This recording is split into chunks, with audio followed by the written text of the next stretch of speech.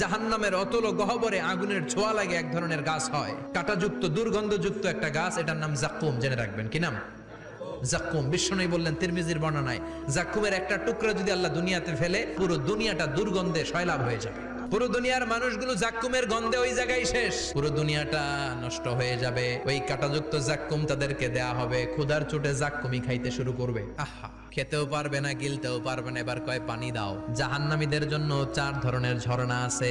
একটার নাম হলো হামিম, মানে ফুটন্ত গরম পানির ঝর্ণা। 2 নম্বরে হলো গসাক, মানে বমি। 3 নম্বরে হলো গিসলিন, দুর্গন্ধযুক্ত রক্ত আর পুজ। 4 নম্বরে হচ্ছে মোহল, পোড়া তেল। খা, দাউ দাউ করে এগুলো থেকে আগুন জ্বলবে, তৃষ্ণার চোটে এগুলোই খেতে চাইবে।